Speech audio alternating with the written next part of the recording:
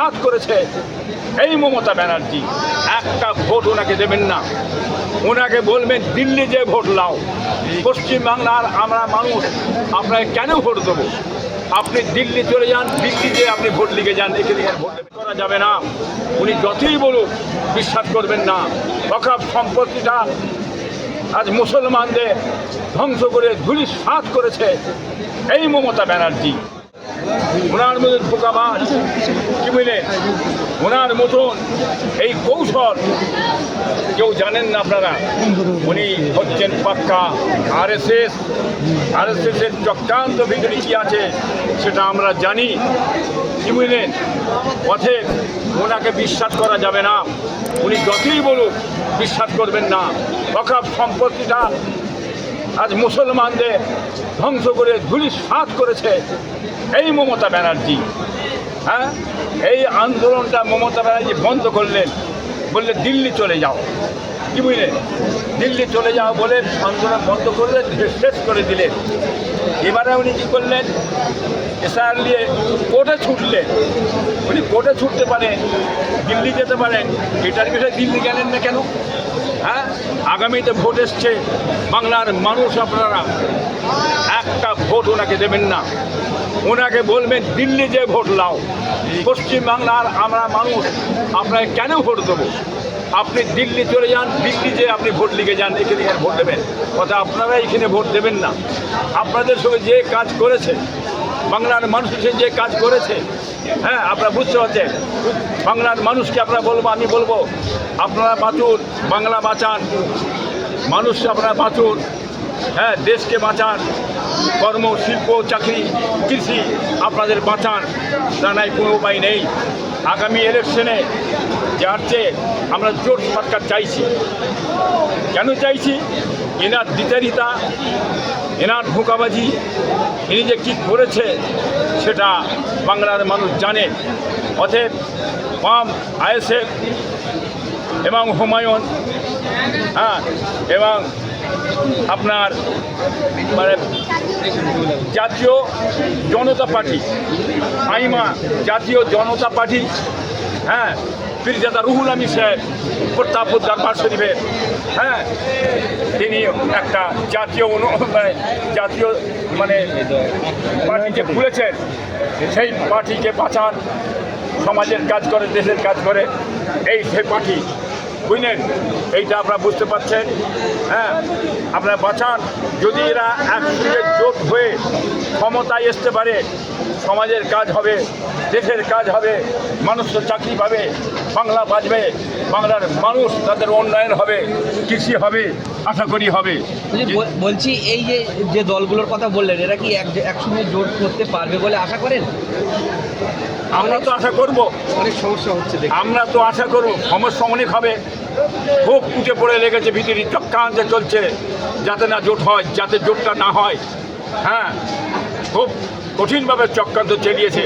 তবে আমরা চাইব যে এক জোটে দেশকে বাঁচাবার জন্যে, মানুষের স্বার্থে, দেশের স্বার্থে, কমের স্বার্থে, জনগণের স্বার্থে, চাকরির স্বার্থে, হ্যাঁ, এক জায়গায় হয়ে আপনারা জোট করে মানুষকে বাঁচান, দেশ বাঁচান, বাংলা বাঁচান, এটা আমরা চাইব।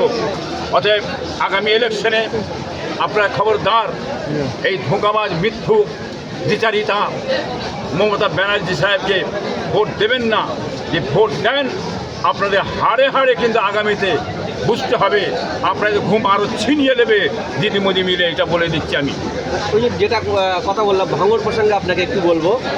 অনেকে বলছে, দু একজনকে শোনা যাচ্ছে এটা যে ইসালা সাহেব প্রথম দিন একটু লোকজন কম হয়েছিল, শওকতুল্লাহ সাহেব নাকি এবার বলেছিল যে ফুটবল শিল্প মুখ ফিরিয়ে নিচ্ছে, যার কারণে একটু কম ভাব। কী বলবেন এটা? দেখেন, ও হচ্ছে যার নামের কুত্তা, কাফে পুজো করা কাফে। ওই ক্যাচড়া ছিঁড়া মারার কথা বলছেন কেন? ও এইসব কথা বলে মিডিয়ায় যাবার জন্যে ওখানে এই করে বেড়াচ্ছে। ও ঢোল কোম্পানি তাদের মনে হয়ে গেছে। ওর বারোটা বেজিয়ে দিচ্ছি আমি, আল্লাহ শকর করে বলছি। মানুষ আর পিছনে নেই, ওর তুবড়ি আজ মুখের ফুট আছে। লোকটা কম হয়েছে কি বেশি হয়েছে? হ্যাঁ, আজকে মাঝের দিন তো, কাল জুম্মার দিন, বিভিন্ন এলাকায় জুম্মা হয়, ইমাম সাহেবরা তার পড়ায়, বেরোতে পারে না। কালকেও প্রচুর লোক এসেছে, আজকে একবার এসে দেখতে পারো না, চোখটা ভ্যাটা হয়ে যাবে। কি বুঝলে ঘুরে ঘুরে বেড়ার, হ্যাঁ, ঘুম হারাম হয়ে যাবে। কি বুঝলে আপনারা তো মিডিয়া আসছেন, তো আপনারা বলুন লোক ঠেলে ঠেলে এসছেন কেন? এই আমার এই দরবারে বলুন, এই রাস্তায় চেয়ে দেখেন, বলেন সমস্ত লোক খিটখিট করছে।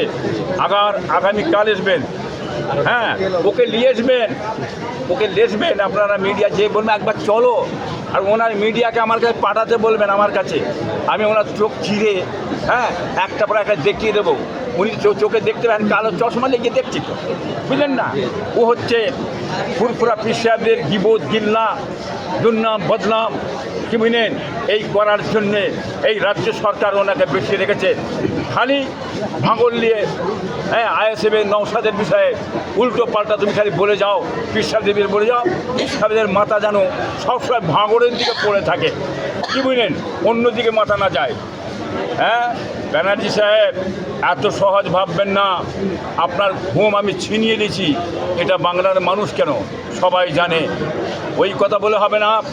হ্যাঁ, আইএসএফের লক্ষ্য চারিদিকে বেরিয়ে গেছে, চারিদিকের মানুষ, কি বলেন, উত্তর 24 পরগনা, হ্যাঁ, হাওড়া, হুগলি, বর্ধমান, হ্যাঁ, মালদা, মুর্শিদাবাদ, খালি বলছে আইএসএফ আইএসএফ আইএসএফ। হ্যাঁ, আবার দেখুন বলছে বাম নাকি কবরে ঢুকে গেছে। দিন কতক আগে একটা ফোদকে বলতো খেল, বামকে কবর দিয়ে দিচ্ছি আর উঠবে না। যদি বামকে কবর দিয়ে দেবে, বামেদের নিয়ে আজ ঘুম হচ্ছে না, চিল্লাচ্ছে কেন? বাম করে চিল্লাচ্ছেন কেন? এখন সামনে লাল, পিছনে লাল, ডান দিকে লাল, বাঁ দিকে লাল, হ্যাঁ, চারিদিকে লাল আর লাল, লাল আর লাল চারিদিকে।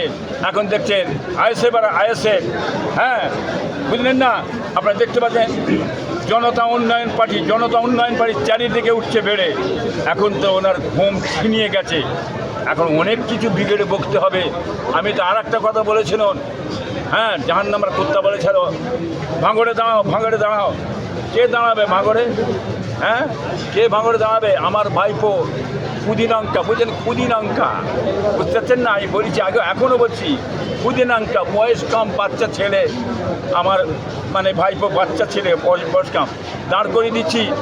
মায়ের যদি দুধ খেয়ে থাকো, এই কাফের মোল্লা দাঁড় করা, কাফের মোল্লা দাঁড় করা, তোর মমতা ব্যানার্জিকে দাঁড় করা, যে কত মায়ের দুধ খেয়েছে, ওই ভাঙড়ে পরিচয় হবে। হ্যাঁ, ইনশাল্লাহ বলে দিচ্ছি, এই মমতা ব্যানার্জিকে 1 লক্ষ ভোটে অধিক হারাবে, চ্যালেঞ্জ করে বলছি। আর ওখানে ভাঙড়ে শওকত মোল্লা, কাফের মোল্লা, হ্যাঁ, জাহান্নামের কুত্তা, তুই ঢুকতে পারছি না কেন? তুমি আর যেতে পারছি না কেন? যাও না, কি দেখে শুনে কিছু কিছু জায়গায় যেত, সাইড কেটে বেড়াচ্ছ, যাও, তোমাকে তেলে ভাজা খাইয়ে দেবে। হ্যাঁ, এই বলে দিচ্ছি, এটা মনে রাখবেন। যা বলছি বাস্তব বলছি আমি এইখানে। যাও, যে হাজির হও, তুমি আর বেশি ঘেসবে না ওদিকে, সেটা আমিও জেনে গেছি। আগামী দিনে কি শওকত মোল্লাকে ফের এই আইএসএফে যোগ দিতে হবে বলে আপনি বিশ্বাস করেন?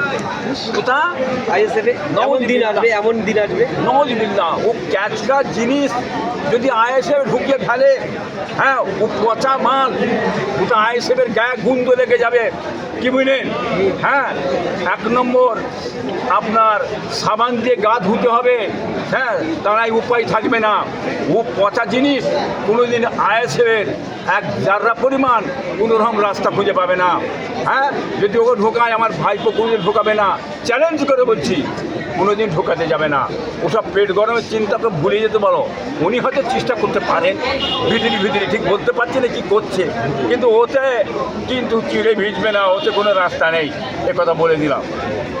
আপনার ঘরে সরকারি আগামীকাল দেখা গেছে যে কাসেম সুপার লিগের সাধারণ সম্পাদক আপনার পাশে ছিলেন, তাকে আপনি কিছু কথা বলছেন, এই বিষয়ে কথা হয়েছে।